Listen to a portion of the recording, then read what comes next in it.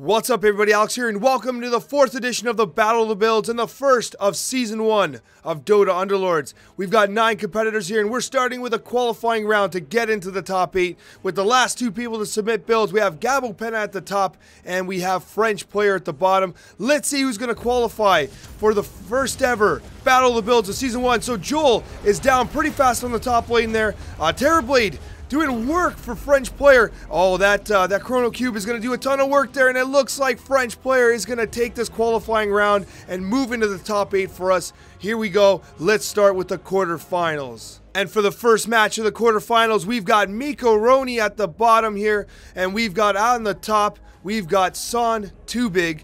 Let's see who takes this first match of the quarterfinals. That Daidah getting a good stun to get us started here. Nyx Assassin going down rather fast. 2 Chrono Cubes. That is incredible. 2 Chrono Cubes. We got a decent Delta Slam, but I don't think it's going to be enough. It looks like Mykoroni might take this just by sheer attrition, and Mykoroni does take a pretty dominant win, and he's moving on to the semifinals. And for the second match of the quarterfinals, we have Shinta X at the bottom, and we've got Patrick N at the top. Let's see who's going to take it here. Axe up front going to take a lot of damage. He's stunned, though, by that Daidah. We got the Void Spirit doing his cast. All right. Oh, interesting. So Templar Assassin getting doomed there. It's going to affect his ability to kind of stay up and remain sustained. It looks like, okay, so we got the Furious Furball action there going.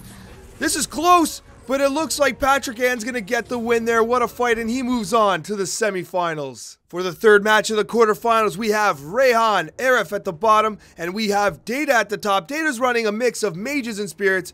Reyhan with, it looks like some dragons and brownies. Let's see how they do. This is going to be an epic fight. We have Healing Joel up front. Get that happy hour off there. He does it. He's down.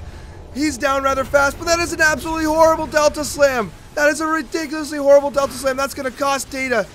Oh no, Axe is still up. This is close, but it looks like Axe and Bristleback are going to get the win. Wow, there's blood everywhere, and Reyhan moves on to the semifinals. And for the fourth and final round of the quarterfinal matches, we've got French player at the bottom who earned their position by winning that qualifying fight to start this this episode against Nether Apex at the top with the Cadence Blade and the Refresher Orb on Lone Druid. Let's see who's going to take this. Terrorblade there is going to be slow to get transformed. That's going to be problematic perhaps, but let's see if he carries in that late game. Medusas are doing work. Chrono Cube doing work. And then we have Daidah getting a stun off just in the nick of time here. Aggressive Tank Joel not getting his barrels off, but it looks like it might be enough as these Hunters are going to burn down Nether Apex, and it looks like French player with his second win is moving on to the semifinals. And for the first match of the semifinals, we have Mykoroni on the bottom with his Hunters and his Voids, and we've got on the top, we have Patrick N with his assassins ready to jump, and a formidable front line here. Let's see how they do. We have Daidah against Daidah. Who's going to get the first cast off? It looks like Mykoroni's got his first cast off there. Oh, Chrono Cubes, that's really going to delay the stun of that Daidah. This is pretty even so far.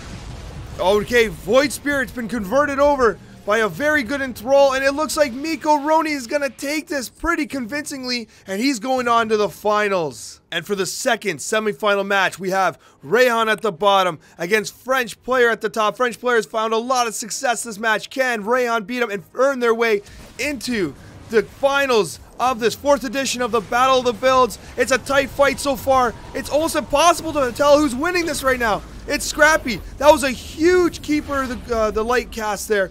Oh, Axe is still up. It looks like Reyhan is going to make it. Can Murata carry? Oh no, that disruption field is going to cause so much problems, and a completely unnecessary cast by Keeper secures the finals for Reyhan. Alright guys, it's the moment you've been waiting for. It's the finals of the 4th edition of the Battle of the Builds. Let's take a look at these 2 awesome compositions. On the bottom, we have Mykoroni, who has gone undefeated so far to make it to the finals, just like Reyhan at the top, who has done some amazing work with Axe carrying the load here. Who is going to win this 4th edition of the Battle of the Builds? We're going to find out right now. Here it goes. Good start to the fight. Healing Tank Joel not doing much healing. He's stunned. He's getting focused down. There's a lot of focus firing happening right now. Mykoroni's team is focusing down everybody. Axe is down as well. This is tight. Absolutely tight. It's so close. It's unbelievably close, but it looks like it might be leaning towards Mykoroni winning the championship, and he does. Mykoroni beating Reyhan in the finals. Congratulations to both these guys, Reyhan and Mykoroni. These were awesome builds. The absolute victor, though, is Mykoroni in the 4th edition of the Battle of the Builds. Thank you guys so much for watching, and a very special thank you to all of my wonderful subscribers. Take care, everyone, and have yourselves a wonderful day.